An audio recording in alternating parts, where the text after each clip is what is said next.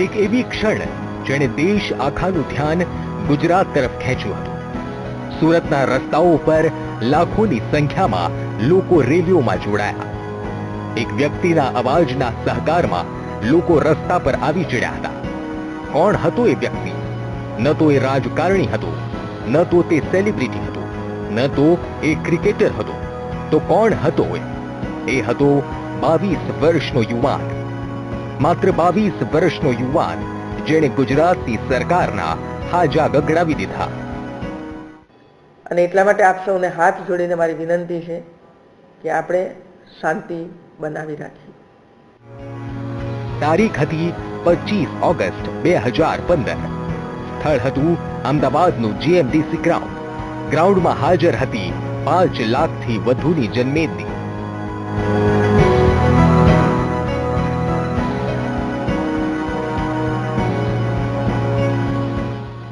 હાજર રહેલા તમામ લોકોની આંખોમાં આક્રંદ, રોષ અને કંઈક મેળવવાની જીદ હતી. વિશાળ સ્ટેજ પર સાદા કપડામાં અને ગાંધી ટોપીમાં વ્યક્તિઓનું એક ઝુંડ હાજર હતું. રાહ જોવાઈ રહી હતી એક હુંકારની. બસ એક હુંકાર અને લાખોની જનમેદની રંગાઈ એક જ સુરમાં. જય સરદાર, જય પાટીદાર.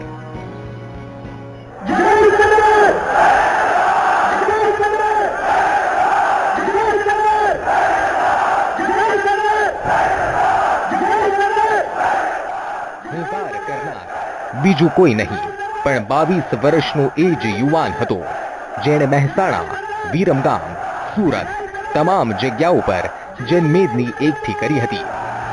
ખુદને ભગતસિંહનો અનુયાયી સમજે છે, સિંહનું કાળજું રાખે છે, ના ડરે છે, ના ઝૂકવા તૈયાર છે. પાટીદાર સમાજનો યુવા હીરો, પાટીદાર સમાજનો અવાજ. આજના વ્યક્તિ વિશેષમાં આપણે વાત કરીશું પાટીદાર સમાજ માટે અનામતની માંગ માટે આંદોલન કરી રહેલા હાર્દિક પટેલ વિશે. નમસ્કાર, હું નિશિથ રાજુગુરુ. વ્યક્તિ વિશેષમાં આજે આપણે વાત કરીશું હાર્દિક પટેલની. નામ તો આપ જાણતા જ હશો. વિરમગામના આ તળાવની જેમ અલગ કહાની છે, એવી જ રીતે વિરમગામના હાર્દિક પટેલની પણ કંઈક અલગ કહાની છે. એ જ હાર્દિક પટેલ જેણે રમવાની ઉંમરમાં કહેવાતી હસ્તીઓને રમતા કરી દીધા. એ જ હાર્દિક પટેલ જેણે ન માત્ર રાજ્ય સરકારને પરંતુ દિલ્હી દરબારમાં બેઠેલા પીએમ મોદીને પણ પડકાર ફેંકી દીધો હતો. હાર્દિક પટેલ 1 વર્ષ પહેલા સુધી ગુજરાતની બહાર આ નામને કદાચ જ કોઈએ સાંભળ્યું હતું, પરંતુ આજે આ નામને આખો દેશ ઓળખે છે. સામાન્ય કદ અને સામાન્ય રંગરૂપ ધરાવતા આ યુવાને પોતાના આંદોલનથી ગુજરાત સરકારની ઊંઘ હરામ કરી નાખી. ઓગસ્ટ 2015માં અમદાવાદમાં પાટીદાર સમાજની અનામત રેલીએ હાર્દિક પટેલના નામને દેશની ગલી ગલી, જુદા જુદા વિસ્તારથી લઈને સોશિયલ મીડિયાના પ્લેટફોર્મ સુધી ચર્ચાનું કેન્દ્ર બનાવી દીધું હતું. વ્યક્તિ વિશેષમાં આજે અમે તમને મળાવી રહ્યા છીએ એ જ વ્યક્તિને જેણે ચંદન નગરીના એક નાના ગામના એક સાધારણ યુવાનને પોતાના સમાજનો હીરો બનાવી દીધો. એ વ્યક્તિ જેણે 22 વર્ષની નાની ઉંમરે મોટું આંદોલન ઊભું કરી દીધું. વાત છે હાર્દિક પટેલની. ગુજરાતનો પાટીદાર સમાજ 27% ઓબીસી અનામતમાં જોડાવા માંગે છે કે જેથી કરીને કોલેજ અને સરકારી નોકરીમાં તેમને ક્વોટા મળી શકે. જો કે પટેલોની આ માંગ તો દાયકાઓ જૂની છે, પરંતુ તેને હાર્દિક પટેલે આગની જેમ હવા ફેલાવી દીધી છે. જે ભીડને જોઈને રાજનેતાઓને પણ સાપ સૂંઘી જાય તે ભીડને ઊભી કરી નાખી હતી હાર્દિક પટેલે.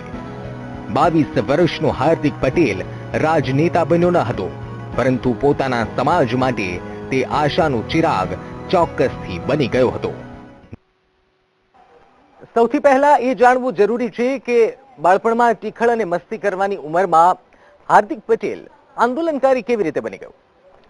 વિરમગામનું આ એ જ ઘર છે જ્યાં હાર્દિક પટેલે પોતાનું બાળપણ વિતાવ્યું છે. આ એ જ શેરીઓ છે જ્યાં નાનપણમાં ક્રિકેટ રમતા રમતા કદાચ ક્રિકેટર બનવાનું પણ તેનું સપનું હતું. મધ્યમ વર્ગ પરિવાર, પરંતુ મધ્યમ વર્ગના પરિવારમાંથી આવેલા હાર્દિક પટેલના મનમાં સમાજ માટે કંઈક કરવાની ઘેલછા હતી. ત્યારે વિરમગામમાં તેનું બાળપણ કેવું રહ્યું, આવો જોઈએ. દિલ્હીથી લગભગ 1000 કિલોમીટર દૂર છે ગુજરાતનું શહેર અમદાવાદ, અને અમદાવાદથી 12 કિલોમીટર દૂર છે ચંદનનગર ગામ, કે જ્યાં 20 જુલાઈ 1993 ના રોજ હાર્દિક પટેલનો જન્મ થયો હતો. હાર્દિક પટેલનું નાનપણ આ જ ગામની ગલીઓમાં રમતા રમતા વીત્યું હતું, અને તેને પ્રાથમિક શિક્ષા પણ આ જ ગામમાં મળી હતી. પરંતુ તેના માતા પિતા ઉષાબેન અને ભરતભાઈ પટેલે પોતાના પુત્રને સારી શિક્ષા મળે તે માટે જલ્દી ગામ છોડી દીધું હતું, અને ચંદનનગર છોડીને ત્યાંથી 10 કિલોમીટર દૂર વિરમગામ આવીને વસી ગયા હતા. હાર્દિક પટેલે ધોરણ 8 સુધીનું શિક્ષણ વિરમગામના દિવ્યજ્યોત સ્કૂલમાંથી મેળવ્યું હતું. ખાસ વાત એ છે કે જ્યારે હાર્દિક 12 વર્ષનો હતો ત્યારથી જ તેમણે પોતાના પિતાના કામમાં મદદ કરવાનું શરૂ કરી દીધું હતું, અને સપ્લાય કરવાના કામમાં જોડાયો હતો. જો કે વાત અલગ છે કે આ પિતા પુત્રની ખૂબ જામતી ન હતી, અને તેમના વિચારો હંમેશા એકબીજાથી અલગ રહ્યા છે. હાર્દિક પટેલને સમાજની સેવામાં રસ હતો, પરંતુ હાર્દિક પટેલના પિતા ઈચ્છતા હતા કે તે સમાજ સેવા સિવાય બીજું કંઈ પણ કામ કરે. બંને બાપ દીકરાની બોલાચાલીના કારણે હાર્દિકને 12 થી 13 વખત તો ઘરની બહાર પણ કાઢી મુકાયો હતો. એવું લાગતું નતું, પણ જયારે 10 વર્ષનો થયો ને તો કાયમ ત્યારે કહેતો કે મમ્મી હું મોટો થઈશ ને એટલે હું કાયમ સમાજ સેવા હું કરીશ. હાર્દિક પટેલ જ્યારે વિરમગામની KB શાહ હાઈસ્કૂલમાં ભણતા હતા ત્યારે તેમનું મન ભણતરના બદલે ક્રિકેટમાં વધારે લાગતું હતું, અને આ જ કારણ છે કે પોતાના સ્કૂલની ક્રિકેટ ટીમમાં જ્યાં તેમનું સ્થાન સૌથી પહેલા રહેતું તે જ સ્કૂલની પરીક્ષામાં ક્યારે પણ તેઓ 60% માર્ક્સનો આંકડો પાર કરી શક્યા ન હતા. ક્રિકેટ રમતો, ધોરણ 10માં હતો ને પછી અંડર-19 ક્રિકેટ મહેસાણા ડિસ્ટ્રિક્ટ માટે સિલેક્ટ થયો. ક્રિકેટ સ્કૂલની અંદર પણ ખૂબ ક્રિકેટ રમ્યા. ક્યારે ભણવામાં હોશિયાર નથી બન્યો. આખો દિવસ વાંચું, આખી રાત વાંચું તો 60% આવે, ન વાંચું તો પણ 60% આવે, એનાથી વધુ આવે નહીં. ક્રિકેટનું જુનૂન માથે લઈને ફરવાવાળા હાર્દિક વિશે ક્યારેય કોઈએ વિચાર્યું પણ ન હતું કે તે ક્યારેક દેશનો ચર્ચિત ચહેરો બની જશે. ક્યારેક બદલાતી સદી અને સમયના કારણે પુત્ર અને પિતાના વિચાર મળતા સમય લાગે. હાર્દિક સાથે પણ કંઈક આવું જ બન્યું. હાર્દિકને પિતા સાથે ખૂબ બનતી ન હતી. પિતા કહેતા માત્ર સમાજ સેવા ન કર, અને હાર્દિક માટે જાણે સમાજ સેવા જ બધું હતું. વિરમગામની આ KB શાહ સ્કૂલ છે જ્યાં ધોરણ 8 સુધી હાર્દિક ભણ્યો, અને અહીંથી જ સમાજ માટે કંઈક કરવાના વિચાર આવ્યા. અને એવા વિચાર કે દશક જૂના આંદોલનને હાર્દિકે એવો વેગ આપ્યો કે પાટીદાર સમાજ પણ ચોંકી ઉઠ્યો.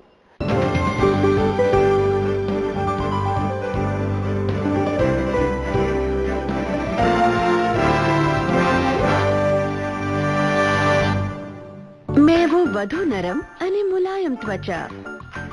ડવ 3નું પેક હવે ફક્ત 99 રૂપિયામાં. हाँ बोलो क्या लेगा? पाव भाजी, भाजी पुलाव, स्पेशल बटर तवा पुलाव, सब आइटम है असली बटर के साथ, अमूल बटर. बोलो butter toast, brun maska, special butter jam, extra Amul के साथ है भाई. बोले तो एकदम असली बटर, अमूल बटर. हाँ बोलो बोलो बोलो, veg sandwich, non veg sandwich, toast sandwich, masala toast, double maska मार के दे बेटा, अमूल बटर, असली बटर. बोलो सादा dosa, masala dosa, butter idli, special butter rice, सब असली बटर मार के, अमूल बटर, असली बटर. ओए dal makhani, butter paratha, butter chicken, butter naan, असली मक्खन के साथ होए, अमूल मक्खन, असली मक्खन. मक्खन खाओ, असली खाओ, अमूल लाओ, अमूल है टेस्ट, अमूल है बेस्ट. एंजॉय असली बटर, मस्का मार के. असली स्वाद, असली मक्खन.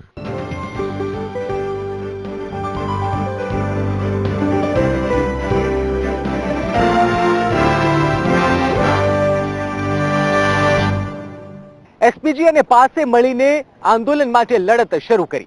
શરૂઆતમાં નાની મોટી રેલીઓ થઈ, ત્યારબાદ મોટી રેલીઓનો દોર શરૂ થયો. આ એ જ GMDC ગ્રાઉન્ડ છે જ્યાં પાટીદારો એક વિશાળ રેલી કરી.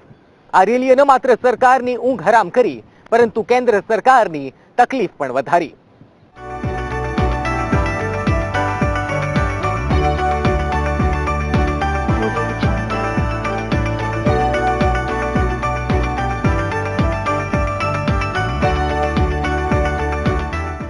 પાટીદાર સમાજને પોતાના આક્રમક અંદાજથી આકર્ષિત કરવાવાળા હાર્દિક પટેલે પાટીદારો માટે આંદોલનની શરૂઆત તે સમયે કરી હતી જ્યારે તેમણે અમદાવાદની સહજાનંદ કોલેજમાંથી BComની ડિગ્રી મેળવી હતી.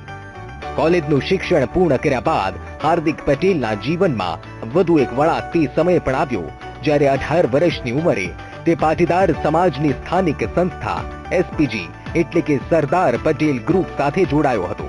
18 વર્ષનો હાર્દિક પટેલ જ્યારે સરદાર પટેલ ગ્રુપ એટલે કે SPGમાં જોડાયો ત્યારે તેમની સામે પાટીદાર સમાજને એક કરવાનો મોટો પડકાર હતો. પરંતુ ફક્ત 1.5 વર્ષની અંદર જ હાર્દિકે પોતાની સંસ્થાની 17 જિલ્લાઓમાં ન ફક્ત નવી શાખાઓ બનાવી પરંતુ તેના 1 લાખ કરતા વધુ સભ્યો પણ બનાવ્યા. હાર્દિક પટેલની આ જ સિદ્ધિના કારણે તેમને વિરમગામમાં SPGના પ્રમુખ બનાવી દેવામાં આવ્યા. હાર્દિક પટેલના જીવનમાં આ એક અગત્યનો વળાંક હતો. SPGના માધ્યમથી હાર્દિક પટેલે જ્યારે યુવાઓના મુદ્દા મંચ પરથી ઉઠાવવાનું શરૂ કર્યું ત્યારે તેમને વિસ્તારના કેટલાક મોટા નેતાઓએ ધ્યાન ન આપ્યું, પરંતુ 1 વર્ષની અંદર જ તેમનું નામ ગુજરાતના પાટીદાર સમાજના લોકો સહિત દરેક રાજનેતાઓની જીભ પર ચડી ગયું હતું. યુવાઓ વચ્ચે લોકપ્રિયતા ઝડપથી વધી રહી હતી અને તેનું પરિણામ એવું થયું કે જુલાઈ 2015માં જ્યારે પટેલોએ પોતાનું અનામત આંદોલન શરૂ કર્યું તો આંદોલનની સાથે ફક્ત 3 મહિનાથી ઓછા સમયમાં આંદોલનને વિકરાળ સ્વરૂપ ધારણ કરી લીધું હતું. જો કે આ બધાની વચ્ચે થોડા સમયની અંદર જ હાર્દિક પટેલને વિરમગામ SPGના પ્રમુખ પદેથી હટાવી દેવામાં આવ્યા હતા અને તેનું કારણ હતું લાલજી પટેલ. હાર્દિક પટેલનો આઈડિયા હતો SPG સાથે મળીને તેઓ પાસ એટલે કે પાટીદાર અનામત આંદોલન સમિતિને પ્રમોટ કરે, પરંતુ આઈડિયા SPG પ્રમુખ લાલજી પટેલને ખૂંચી ગયો હતો અને હાર્દિક પટેલને વિરમગામના SPG પ્રમુખ પદેથી હટાવી દેવામાં આવ્યા હતા. હાર્દિક પટેલ જુલાઈ 2015માં જ પાટીદાર અનામત આંદોલન સમિતિની રચના કરી નાખી હતી અને પોતે તેના કન્વીનર બની ગયા હતા. પાસની રચના પાછળનું કારણ હતું તેની નાની બહેન મોનિકાને રાજ્ય સરકાર તરફથી સ્કોલરશિપ ન મળવી. આ જ સિસ્ટમ સામે લડવા હાર્દિક પટેલે પોતાનું એક સંગઠન ઊભું કરી નાખ્યું હતું, પાટીદાર અનામત આંદોલન સમિતિ, જેના હેઠળ તેમણે રાજ્યભરમાં હુંકાર ભર્યો અને થોડા જ સમયમાં પાસે પોતાનું અસ્તિત્વ મેળવી લીધું હતું. માત્ર 1 મહિનાથી અસ્તિત્વમાં આવેલા પાસે જે ખ્યાતિ મેળવી હતી તેનાથી આજે દુનિયા પરિચિત છે. 1 મહિનાની અંદર આ હાર્દિક પટેલની પાસે અમદાવાદ, સુરત જેવા શહેરો પર પોતાની ધાક જમાવી દીધી હતી. તેને જોતા લાલજી પટેલ અને હાર્દિક પટેલ ફરી એક થઈ ગયા હતા. લાલજી પટેલે જણાવ્યું હતું કે પાસ અને SPGનો એક જ ઉદ્દેશ્ય છે, પાટીદારોને અનામત અપાવવાનું. તેના માટે બંને ગ્રુપ એક સાથે ઊભા રહ્યા અને અનામતની લડાઈ શરૂ કરી હતી. વાદ વિવાદ વચ્ચે પાટીદારો માટે અનામતની માંગ સાથે ગુજરાતમાં રેલીઓનો દોર શરૂ થયો હતો. હાર્દિક પટેલે અનામત આંદોલન શરૂ થતા પહેલા પણ નાની મોટી 182 રેલીઓમાં ભાગ લીધો હતો, પરંતુ આંદોલનની અસલી શરૂઆત ત્યારે થઈ જ્યારે હાર્દિક પટેલે પોતાની પહેલી રેલી કાઢી. હાર્દિક પટેલે અનામતની માંગ સાથે આંદોલનની પ્રથમ રેલી 6 જુલાઈ 2015ના રોજ મહેસાણામાં કાઢી હતી, જેમાં લગભગ 6000 લોકોની જનમેદનીએ ભાગ લીધો. મહેસાણાની રેલી બાદ અનામત આંદોલનનું મોજું રાજ્યભરમાં ધીરે ધીરે ફરવા લાગ્યું હતું. હાર્દિક પટેલ અનેક જિલ્લાઓની મુલાકાત લેવા લાગ્યા હતા.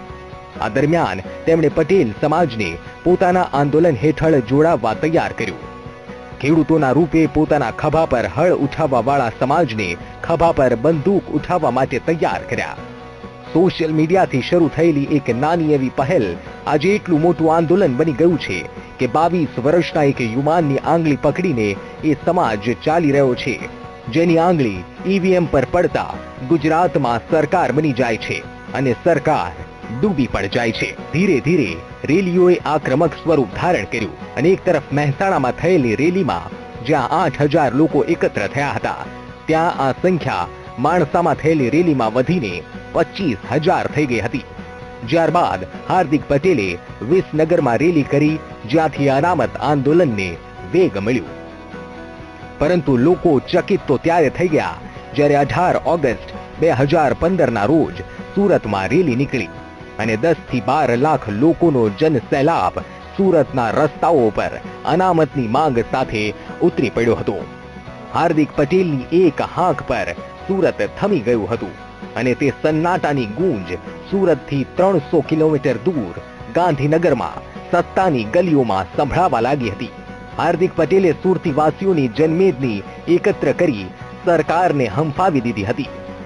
22 વર્ષના હાર્દિકે અનામતને લઈને રાજ્ય સરકારને જ્યારે લલકારી તો ગુજરાતના શહેરોમાં જાણે તૂફાન આવી ગયું અને તેના પછી 25 ઓગસ્ટ 2015ના રોજ જે અમદાવાદ જીએમડીસી ગ્રાઉન્ડમાં થયું તેને તો આખું વિશ્વ જાણે છે. 25 ઓગસ્ટ 2015ના રોજ અમદાવાદના જીએમડીસી ગ્રાઉન્ડમાં રેલી દરમિયાન અમદાવાદમાં જે જનમેદની ભેગી થઈ હતી તે દ્રશ્યોએ સરકારને પણ ચોંકાવી દીધી હતી. આખા અમદાવાદમાં માત્ર જય સરદાર, જય પાટીદારના નારા ગુંજી રહ્યા હતા. આ રેલીની ગૂંજ ન ફક્ત ગાંધીનગર સ્થિત મુખ્યમંત્રી નિવાસ સુધી પહોંચી, પરંતુ દિલ્હીના 7RCR સુધી પણ તેણે દસ્તક આપી દીધી હતી. એવું જણાવવામાં આવે છે કે આ રેલીમાં લગભગ 5 લાખ લોકોનું જુલુસ પહોંચ્યું હતું અને તે જન સમર્થનનો ભરોસો જ હતો કે જેનાથી આ રેલીમાં હાર્દિકે ખુલ્લેઆમ મંચ પરથી બીજેપી સરકારની ચેતવણી આપી દીધી હતી અને કહ્યું હતું કે જે પાટીદારના સમર્થનમાં બોલશે તે જ સત્તા પર રાજ કરશે.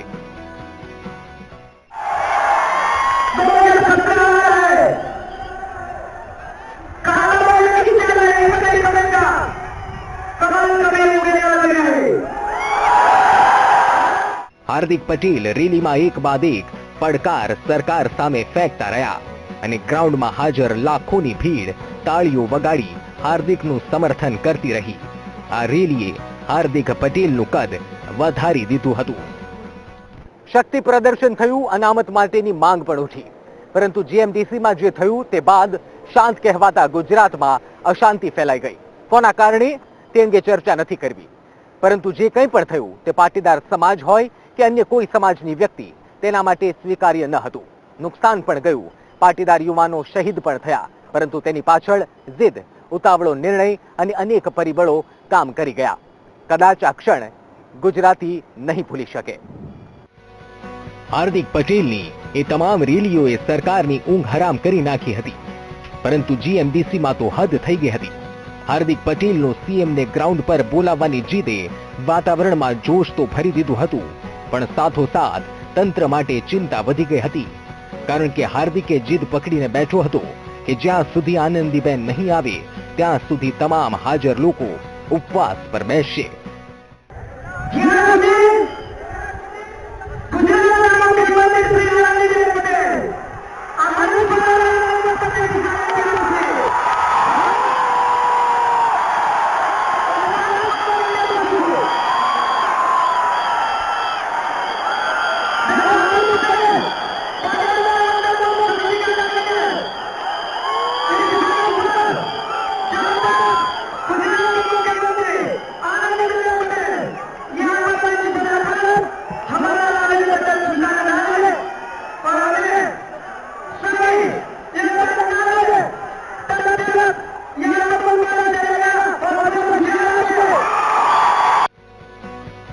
પોલીસે ઓચિંતો લાઠીચાર્જ કરી હાર્દિકની અટકાયત કરી લેવામાં આવી. હાર્દિકની અટકાયત થતાં જ રાજ્યભરમાં તોફાનો ફાટી નીકળ્યા.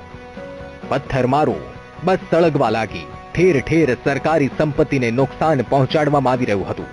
હજારોની સંખ્યામાં પાટીદાર સમાજના લોકો વિરોધ કરવા રસ્તા પર ઉતરી આવ્યા હતા. આ તોફાનોમાં એકાએક પાટીદાર સમાજના આશરે 14 યુવાનો શહીદ થયા અને પરિસ્થિતિ વધુ વણસી. જીએમડીસીની ઘટના બાદ ફાટી નીકળેલા તોફાનોમાં અમદાવાદ, સુરત, રાજકોટ, મોરબી, મહેસાણા, ભાવનગર જેવા મોટા શહેરોમાં સતત 4 દિવસ આખું રાજ્ય સળગતું રહ્યું. મોટી માત્રામાં સરકારની સંપત્તિને નુકસાન થયું. સતત 7 દિવસ ઇન્ટરનેટ સેવા સરકાર દ્વારા બંધ કરી દેવામાં આવી હતી. હાર્દિકની અટકાયત થઈ ચૂકી હતી. આશરે 20 દિવસ બાદ રાજ્ય સરકારે હાઈકોર્ટમાં ઘટના અંગેનો રિપોર્ટ રજૂ કર્યો અને રિપોર્ટમાં સરકારે હાર્દિકને જવાબદાર ઠેરવ્યો.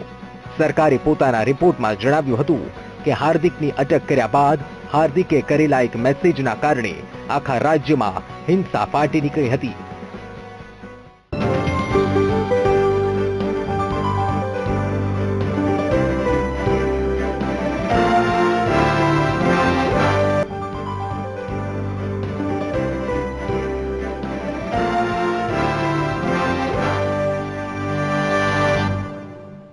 રાજ્યમાં વણસેલી સ્થિતિ બાદ રાજ્ય સળગી રહ્યું હતું. એ જ હાર્દિકના સમર્થનમાં જેણે શાંતિના માર્ગે આંદોલન કરવાનું નક્કી કર્યું હતું. બીજી તરફ સરકારે કાયદાકીય પગલાં લેવાનું શરૂ કર્યું અને હાર્દિક પર લાગ્યો રાજદ્રોહનો આરોપ. બંધારણની આ કલમ બાદ શરૂ થયો હાર્દિકનો જેલવાસ. હાર્દિકની અટકાયત થયા બાદ વસ્ત્રાપુર પોલીસે માત્ર 1 જ કલાકમાં હાર્દિકને છોડી મૂક્યો અને ત્યારબાદ ઠેર ઠેર તોફાનો શરૂ થયા. એવા તોફાનો કે તેને રોકવા માટે પોલીસ અને તંત્રના નાકે દમ આવી ગયો. એક સમય એવો આવ્યો કે હાર્દિકની હિંમત વધવા લાગી. લોકોના કહેવા પ્રમાણે હાર્દિકે મન ફાવે તેમ સરકાર વિરુદ્ધ નિવેદનો આપવા લાગ્યો. હાર્દિક એન્ડ કંપનીએ અરવલ્લીના તૈનપુરમાં સપ્ટેમ્બર 22 તારીખે શ્રદ્ધાંજલિ સભાનું આયોજન કર્યું. પરવાનગી વગર તૈનપુરમાં સભા યોજવામાં આવી રહી છે તેની પોલીસને જાણ થઈ અને પોલીસના પહોંચતાની સાથે જ સભામાં ભાગ દોડ મચી. જેની અટકાયત કરવાની હતી તે હાર્દિક પટેલ ગાયબ થઈ ગયો. અંતે હાર્દિક સામે હેબિયસ કોર્પસ દાખલ કરવામાં આવી અને અંતે હાર્દિક સૌરાષ્ટ્રમાંથી મળી આવ્યો. જોકે હાર્દિકે સામે આવ્યા બાદ તેવું જણાવ્યું કે 2 અજાણ્યા વ્યક્તિ આવ્યા અને તેનું અપહરણ કરીને તેને લઈ ગયા હતા. જોકે આ વાત પર હજુ પણ ઘણાને વિશ્વાસ બેઠો નથી. આ તરફ રાજકોટમાં ભારત અને આફ્રિકા વચ્ચે આંતરરાષ્ટ્રીય મેચ યોજાવાની હતી. તારીખ હતી 18 ઓક્ટોબર. આ મેચનો હાર્દિકે ખંડેરી સ્ટેડિયમમાં જઈને વિરોધ કરવાનો નિર્ણય કર્યો, પરંતુ તંત્ર પણ સજ્જ હતું. ખંડેરી આવવા જવાના તમામ રસ્તાઓ પર પોલીસ તૈનાત હતી. હાર્દિક આવ્યો પણ ખરો. હાર્દિક ખેડૂતના વેશમાં હતો, હાથમાં ધ્વજ હતો અને ગાડી પર ચડીને જય સરદારના નારા લગાવવા લાગ્યો. ચહેરા પર જોશની સાથે વધુ પડતો આત્મવિશ્વાસ પણ દેખાતો હતો, કારણ કે હાર્દિક જે કરવા જઈ રહ્યો હતો તેનો ખ્યાલ પણ તેને ન હતો. હાથમાં રહેલા ધ્વજથી હાર્દિક લોકોને હટાવવા લાગ્યો. પોલીસે હાર્દિકની અટકાયત પણ કરી લીધી અને રાજકોટના પડધરી પોલીસ મથકે તેના વિરુદ્ધ ફરિયાદ પણ નોંધાઈ. 18 ઓગસ્ટે રાજકોટથી ધરપકડ કરવામાં આવી અને કોર્ટમાં તેને રજૂ કરવામાં આવ્યો. 19 ઓગસ્ટના રોજ ફરી કોર્ટમાં રજૂ કરવામાં આવ્યો. જોકે સ્થાનિક કોર્ટે 10,000ના જામીન પર તેને મુક્ત કરી દીધો. પણ રાજદ્રોહના કેસમાં સુરત પોલીસે હાર્દિક પટેલની ધરપકડ કરી. અહીંથી હાર્દિકની જેલ સફરની શરૂઆત થઈ. 20 ઓક્ટોબરના રોજ જ્યુડિશિયલ મેજિસ્ટ્રેટ હાર્દિકના 3 દિવસના રિમાન્ડ મંજૂર કરે છે. 23 ઓક્ટોબરના રોજ સાંજે સુરતમાં રિમાન્ડ પૂર્ણ થયા અને અમદાવાદ ક્રાઇમ બ્રાન્ચે રાજદ્રોહના ગુના હેઠળ ટ્રાન્સફર વોરંટના આધારે સાંજે કબજો મેળવી લીધો. 24 ઓક્ટોબર રાત્રે 9:45 કલાકે હાર્દિકને મેજિસ્ટ્રેટના ઘરે રજૂ કરવામાં આવ્યો, જ્યારે 7 દિવસના રિમાન્ડ મંજૂર કરવામાં આવ્યા. 1 નવેમ્બરના રોજ રિમાન્ડ પૂર્ણ થયા તો ક્રાઇમ બ્રાન્ચે વધુ 7 દિવસના રિમાન્ડ માંગ્યા, પણ કોર્ટે માત્ર 2 દિવસના રિમાન્ડ આપ્યા અને 3જી તારીખે રિમાન્ડ પૂર્ણ થતા તેને સુરતની લાજપોર જેલમાં મોકલી અપાયો. 9 મહિના બાદ 15 જુલાઈ 2016ના રોજ હાર્દિકનો જામીન પર છુટકારો થયો. અંતમાં વિસનગર કેસમાં પણ તેમને જામીન મળ્યા. છુટકારો પણ એવો થયો કે સુરત કમિશનરે 15 જુલાઈથી 12 સપ્ટેમ્બર સુધી 144 કલમ લાગુ કરવી પડી. પણ જેલમાંથી બહાર આવતાની સાથે હાર્દિકે હુંકાર કર્યો અને કહ્યું કે પાટીદાર કોઈની જાગીર નથી કે રાજકારણનો ભોગ બને અને આગળ પણ આંદોલન શરૂ જ રહેશે. પણ જેલની બહાર જે હાર્દિક હતો તે હાર્દિક જેલથી બહાર આવ્યા પછી ન હતો. જેલમાં એક નવા હાર્દિકનું નિર્માણ થયું. હાર્દિકે જેલમાં બેઠા બેઠા સશક્ત મનથી પ્લાનિંગ કરવા લાગ્યો.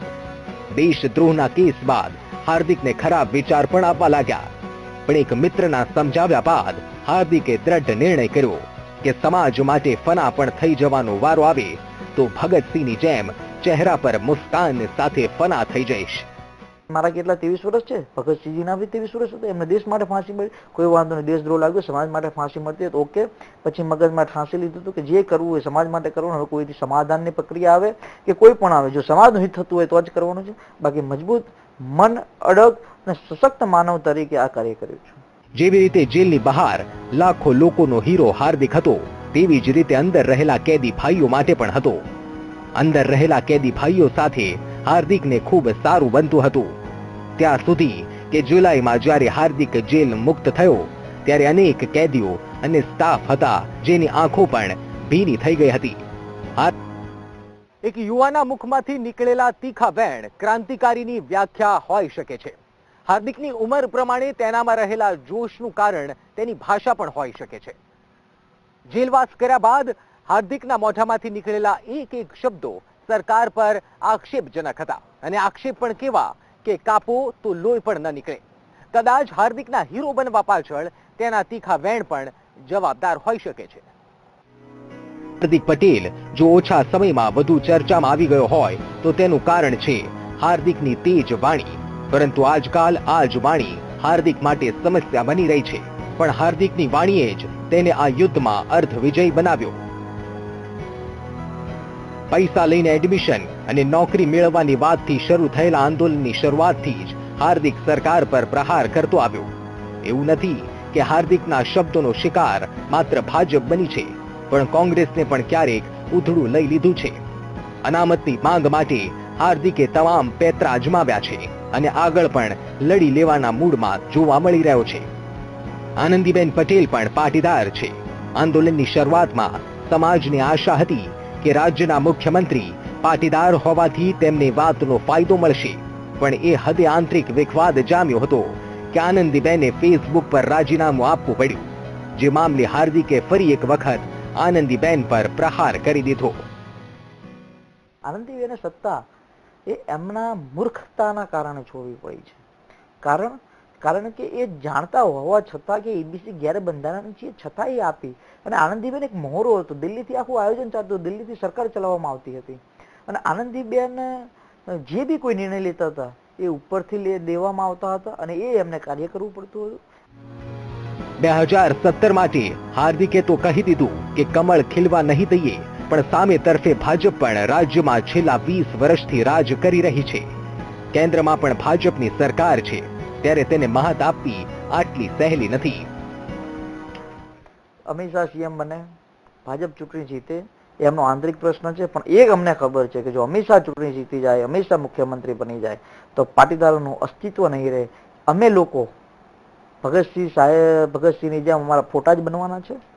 દેશદ્રોહની કલમમાં ફાંસીની સજા, આજીવન કારાવાસ, આ બધું થવાનું જ છે. 9 મહિનાનો જેલવાસ અને જુલાઈ 2017માં જામીન પર મુક્ત. જેલવાસ બાદ હાર્દિક કંઈક અલગ લાગી રહ્યો છે, જાણે તુફાન પહેલાની આ શાંતિ હોય, પરંતુ હાર્દિકનું તુફાન આવે તે પહેલા હાર્દિકના પાસમાં જ એક તુફાન આવ્યું. એક સમયના આંદોલનના હાર્દિકના સાથીદાર આજકાલ હાર્દિકને સ્વાર્થી ગણાવી રહ્યા છે. જો કે ભવિષ્યમાં આ આરોપ હાર્દિકની તકલીફ વધારે તો નવાય નહીં. રાજદ્રોહના કેસમાં 9 મહિના જેલમાં રહ્યા બાદ હાઈકોર્ટે જામીન તો આપ્યા, પણ શરતી જામીન હોવાથી હાર્દિકે 6 મહિના ગુજરાત બહાર રહેવાનું છે. આથી હાર્દિક જેલમાંથી છૂટી હાલ રાજસ્થાનના ઉદયપુરમાં છે. ત્યારે તેના માતા પિતાને ગૌરવ છે કે તેમનો દીકરો પાટીદાર સમાજની સેવા કરી રહ્યો છે. અમને ગૌરવ છે, અમારા પાટીદાર સમાજને ગૌરવ છે, બીજા સમાજો અમારી સાથે એમને પણ ગૌરવ છે. અને અમે કહીએ છીએ કે ભાઈ અમે તો પાટીદાર સમાજને દીકરો અર્પણ કરી દીધો હોય કે ભાઈ સમાજની સેવા કરજે, અને હવેથી સમાજની સેવા જ કરવાનો. રાજદ્રોહના કેસમાં 9 મહિના જેલમાં રહ્યા બાદ બહાર આવેલો હાર્દિક માત્ર 15 મિનિટ જ પોતાના માતા પિતા સાથે રહી શક્યો હતો, અને હાલ તે ગુજરાત બહાર છે. પણ તેના માતા પિતાએ પુત્રના સારા ભવિષ્ય માટે શુભકામના પાઠવી છે. જો